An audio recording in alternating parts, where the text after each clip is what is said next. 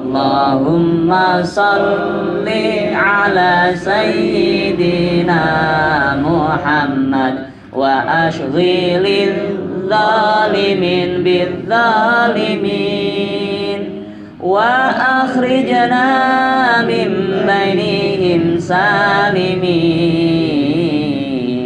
wa ala alihi wa sahbihi ajma'in. Alhamdulillah, barakallahu fikum jami'an, amin ya rabbal alamin. Ikhwan fillah yang dirahmati Allah, kalau kita ingin meraih kekuasaan politik, itu sebenarnya adalah sama artinya dengan keberhasilan dakwah. Memang kadang orang gak begitu paham apa kaitannya dakwah dan politik. Padahal di dalam hasanah keilmuan, bahwa para ilmuwan komunikasi politik mengatakan al-Islam, ya, bahwa Islam itu adalah ya, politik. Islam is politik. Islam itu adalah politik. Kenapa begitu? Karena al-Islam itu adalah way of life, jalan hidup. Sedangkan politik adalah segala macam usaha untuk mengatur kehidupan. Bagaimana cara mengaturnya? Ada di dalam Islam. Islam bukan hanya memberikan cek kosong, metode doang, ide doang.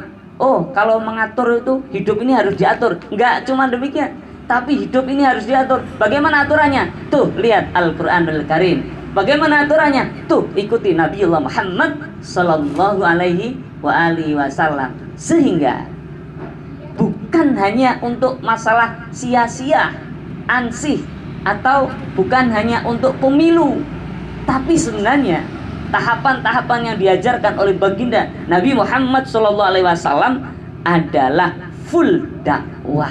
Masya Allah, alhamdulillah. Oke, sebelum sedikit kita akan bahas hal tersebut, saya mengajak ikhwafillah kita semua agar kita bersyukur kepada Allah.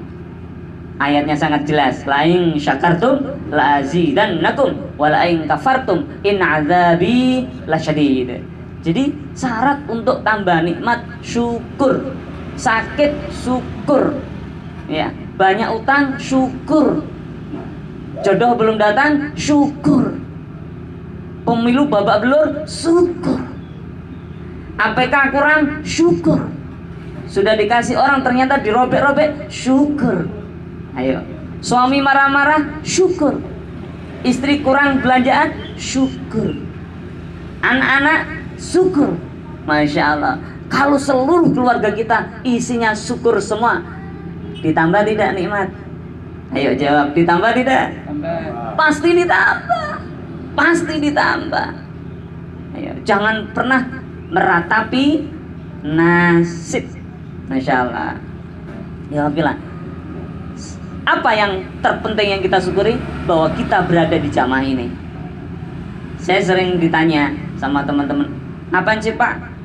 Pesantren 2 kali, ya, ngajar ngaji, khutbah Jumat dikit-dikit lah, ceramah dikit-dikit bisa.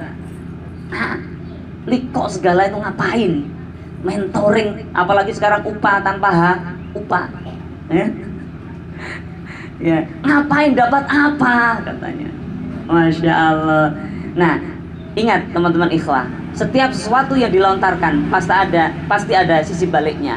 Kadang-kadang kalau kita pikirkan kemudian kita meminta pada Allah, kita ketemu itu sisi baliknya. Biasanya teman-teman dari pesantren gitu tanya, ngapain udah alumni UIN ikut likok? Sekarang ganti namanya ikut upah. Ya, apalagi kalau ngaji pemilu doang yang dibahas gitu ya. Masya Allah, ngapain? Masya Allah. Nah, kesempatan nih, ingat enggak? Sab'atun yaumal la dzilla illa dzilluh. Ada 7 golongan yang ya, dilindungi oleh Allah, di mana tidak ada perlindungan selain perlindungannya Allah. Selain imam yang adil, di 7 golongan itu ada 2 orang yang saling mencintai karena Allah. Mereka bertemu, Allah sebabnya. Mereka berpisah, Allah pun sebabnya. Masya Allah. Berarti kalau berpisah karena Allah, sebabnya itu apa? Kematian. Insya Allah. Jadi jangan kaget Kenapa kita perlu dokumentasi? Nanti kita bawa ke akhirat ya, meskipun kita nggak bisa ya.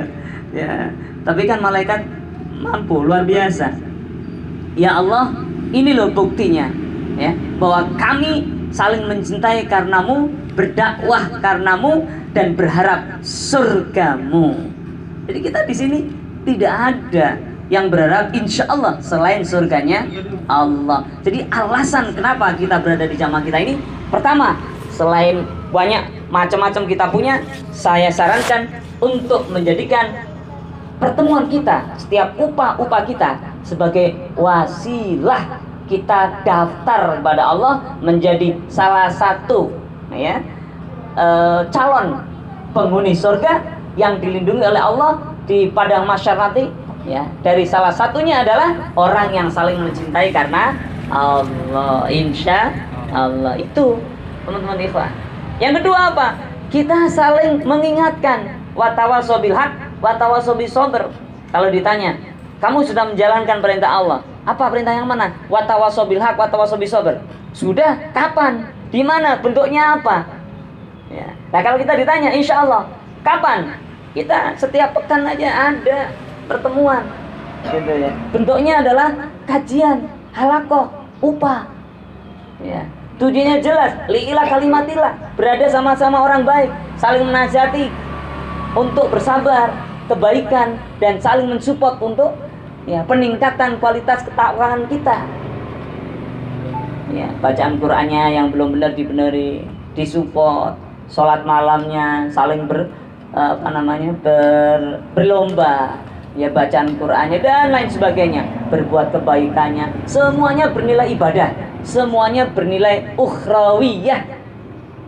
Ya, insya Allah. Ya, jangan terlalu pusing ngurusin niatnya gimana niatnya. Niat kita karena Allah. Ya, insya Allah dimudahkan oleh Allah. Jadi itu. Nah, coba kita bayangkan kalau sudah profesor, sudah ulama, sudah kiai, sudah terkenal, sudah populer, siapa yang mau mengingatkan kita ketika kita mungkin disinyalir berbuat arogan, berbuat sombong, tidak amanah, dikit-dikit bohong, dan seterusnya. Kalau enggak orang-orang terdekat kita, ya, kalau bukan orang-orang yang saling mencintai karena Allah, yang dengan berani karena cinta mengingatkan sahabatnya. Ya, akhi, gimana kabarnya? Ini. Coba kemarin antum statementnya nggak pas lah di Facebook itu. Begini. Ini kan efeknya nggak baik. Oh ya, apa? Diingetin. Siapa yang mau mengingatkan karena Allah niatnya? Ya, paling-paling ditentang atau berdebat dengan netizen. Gitu kan. Ya, yang belum tentu niatnya karena Allah. Jadi alasan terbaik yang harus kita kuatkan menurut saya bukan sekedar ilmu dicari di mana aja, bukan sekedar wawasan dicari di mana aja bisa. Tapi karena rasa cinta, kita ingin saling mencintai karena Allah, dan kita ingin ini pertemuan kita ini dan pertemuan pekanan kita jadi bukti bahwa kita daftar dapat naungannya Allah, dapat garansi pertolongan Allah dengan cara kita ikut upah dari sekarang yang masa lalu sampai nanti ketika malaikat menjemput nyawa kita. Amin ya Rabbal Alamin. Ibu-ibu sudah siap dijemput malaikat? Oh belum, anak masih kecil, suami belum datang, ya masih baru didaftarin. ya caleg baru sekali. Ya Masya Allah. Ya kalau bapak-bapak sih sepertinya sudah siap dijemput ya. Ya insya Allah dijemput anaknya ya. Kalau malaikat kayaknya sama nih ya. Ya, dan perhatikan sekali lagi, kalau masalah ini, swear deh, tidak akan pernah kita merasa siap, ya kan? Tidak akan pernah merasa siap. Ya, biar siap gimana? Kita rencanakan aja. Kita rencanakan mau hidup berapa tahun di dunia ini. Kita buat proposal pada Allah. Ya Allah, ya kalau bisa 80 aja deh. Ya Allah, ya 85. Tapi kalau lihat tetangga 85 sudah sakit-sakitan, ya 80 aja deh. Begitu ya. Misal, kita bisa minta pada Allah agar kita punya ya renstra ya. Kita punya perencanaan mau ngapain aja kita. Tetapi ingat ya, sewaktu-waktu kalau Allah jemput, la haula wala quwata illa billahil aliyyil azim. Allahumma shalli ala Muhammad.